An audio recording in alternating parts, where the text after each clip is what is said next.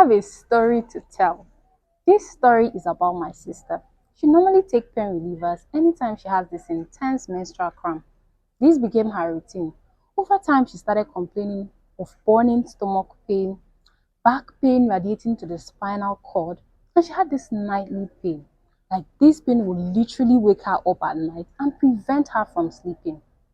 From my knowledge of physiology, I could deduce that she had ulcer and that this could be duodenal ulcer because she gets relieved after eating. But within 1 to 3 hours after eating, the pain comes back as if it never left.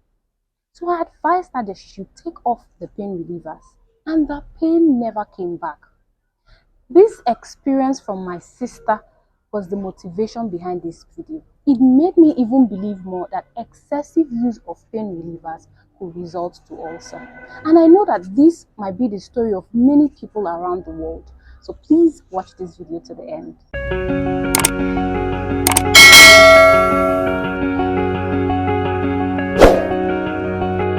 Hey lovelies, welcome to Mind, Soul and Body with Obii. This is a health, education and wellness channel. If this is your first time on my channel, you're welcome to the family. Please join the family by subscribing to my YouTube channel and turning on the notification bell so that you don't miss out on any of my videos. To my returning subscribers, thank you so much for stopping by.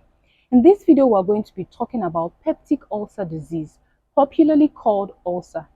This video will answer all of your questions and concerns about ulcer. I have taken out time to script this video so that those without basic medical knowledge can also understand. Without further ado, let's quickly dive into the video. Peptic ulcers are open sores or wound that develops on the inside lining of your stomach or the first portion of your small intestine called the duodenum. So when this open sore or wound is located in your stomach, it is called stomach or gastric ulcer. And when this open wound or sore is located on the first portion of your small intestine called the duodenum, it is called duodenal ulcer. Causes of ulcer. First, a bacterial infection. Second, regular use of pain relievers. So these are the two main causes of ulcer. But ulcer also develop when you have diseases that affect your kidney, your liver, your lungs, and also the presence of some autoimmune disease might predispose you to ulcer. And in addition to that, if you have a family history of ulcer, I'm going to take each point one after the other so that we can fully understand them. Peptic ulcer can be caused by an infection with a bacteria called Helicobacter pylori. Helicobacter pylori infection is so common. In fact, 50% of the world's population have Helicobacter pylori infection. But most times, it doesn't come with any symptom or have any negative impact. Only 10 to 15% of those with Helicobacter pylori infection end up developing ulcers. Helicobacter pylori infection can be transmitted from person to person during a close contact with an infected person like kissing. It can also be transmitted by consuming contaminated food and water. This bacteria commonly lives in the mucous layer that covers and protects tissues that line the stomach and your small intestine. So when we zoom into the microscopic structure of the stomach, we find out that the stomach has 4 layers, and the innermost layer is the mucous layer. This mucous layer is responsible for the protection of the stomach lining by producing mucus secretion, which acts as a physical barrier protecting the stomach from the stomach acid, which helps in the digestion of food. So without these mucus secretions, the stomach acid will begin to eat and cause holes in the stomach, resulting in peptic or stomach ulcers. Helicobacter pylori bacteria disrupts the normal physiology of the stomach. It is not affected by the stomach acid because it has the ability to neutralize the pH in the stomach, making it a safe environment for it to thrive. So it goes ahead to eat into the mucous lining of the stomach, causing inflammation, which is a condition whereby a particular area of the body becomes swollen and reddened as a result of an infection. In this case, the mucous lining, which serves as a protective layer of the stomach, becomes inflamed, meaning that the protective barrier which the stomach lining offers to the stomach has been disrupted. This exposes the stomach lining to the harmful effects of the stomach acid. So ulcer is like an open wound. And imagine if you pour an acid to an open wound. Painful, right? Yes, that's how the pain of ulcer comes. A good way to help you identify the type of ulcer you have is the timing of the pain. So you have gastric ulcer if you start feeling pain 15 to 30 minutes after you finished eating. That means the wound is actually in your stomach. So you remember I talked about stomach acid and how it helps in the digestion of food. So usually when we are done eating, the stomach cells begin to produce acid needed for the digestion of food. And because more acids are in the stomach and the wound is in the stomach, you're going to start feeling that burning pain 15 to 30 minutes after eating if you have gastric ulcers. So you have duodenal ulcers if you start feeling the burning pain between 1 to 3 hours after eating. The duodenum is not part of the stomach. It is the first portion of the small intestine. So you're not going to feel that pain after eating.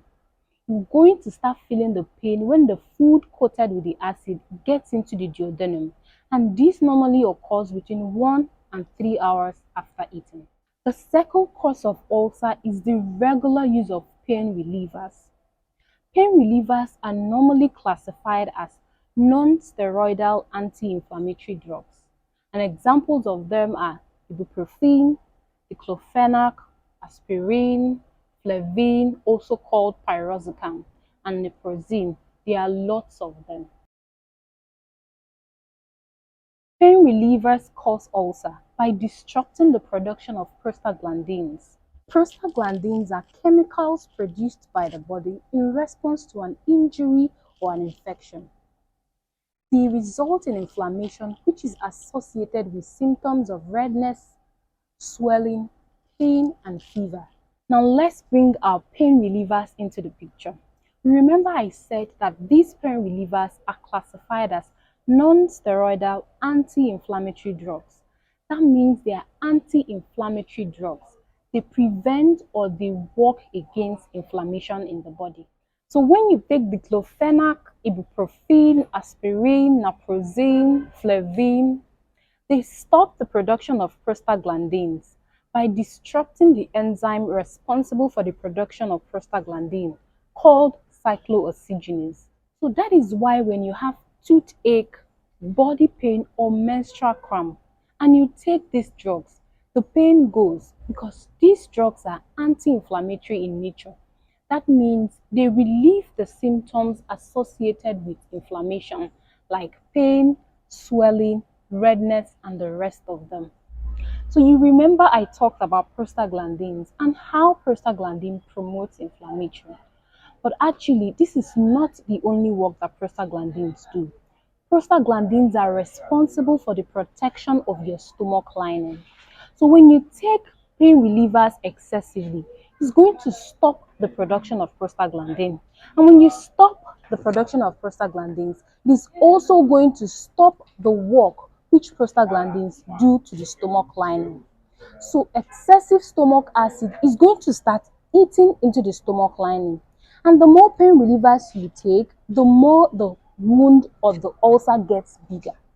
In a healthy person, there is always a balance between the protective factors and the aggressive factors.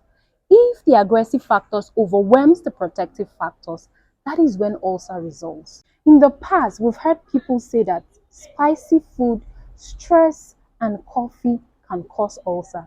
But this is only a common misconception, as spicy food, coffee, and stress cannot cause ulcer. They only worsen your symptoms of ulcer. Remember I said ulcer is like an open wound. So what will coffee and spicy food do? They will increase the production of acids, and the more acids in your stomach, the more intense pain that you're going to be feeling. There are also other key factors that put you at risk of developing ulcer. One is drinking too much alcohol, and the second is smoking cigarettes. So drinking and smoking increases the levels of stomach acid, and over time this could result to ulcer because it's going to disrupt the balance that we have in the stomach. Having a family history of ulcer also predisposes you to having ulcer, and if you are 50 years and above, you are at risk of developing ulcers because aging comes with a lot of changes to the various organs and cells of the body, and the cells of the stomach are not left out.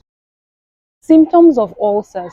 So you get to have this burning pain, this heartburn, this nightly pain that awakens you at night and stops you from sleeping. This nightly pain is common with duodenal ulcers, but less common with gastric ulcers. You're also going to have this intolerance to fatty food. You discover that whenever you eat fatty foods, you have this uneasiness. And lastly, bloating and belching. There are features called the alarm features. It is advised that if you show any symptoms of these features, then you head to the nearest hospital for urgent medical attention. These features include bleeding, when you have blood in your stool, unexplained weight loss, difficulty swallowing, excessive vomiting, loss of appetite. Please head to the nearest hospital for urgent medical attention. It is so common for people to associate stomach pain with ulcer. Stomach pain is a common symptom of stomach disorders. So it is important that you head to the hospital, get assessed by a doctor who is going to ascertain whether or not you have ulcers. It is also common to grab a cup of milk or yogurt when you're having this burning stomach pain. But this is not actually the solution to this. We're going to find out all about this in the part 2 of my video, where I'll be discussing the diagnosis, treatment, and prevention of ulcers. Please tap on the link attached to a video so that you can watch the part 2 of this video. Love to see your face again more often. Please join this family, subscribe to my YouTube channel, and turn on the notification bell so that you don't miss out on any of my videos. Until I see you in part 2, stay healthy, mind, soul, and body.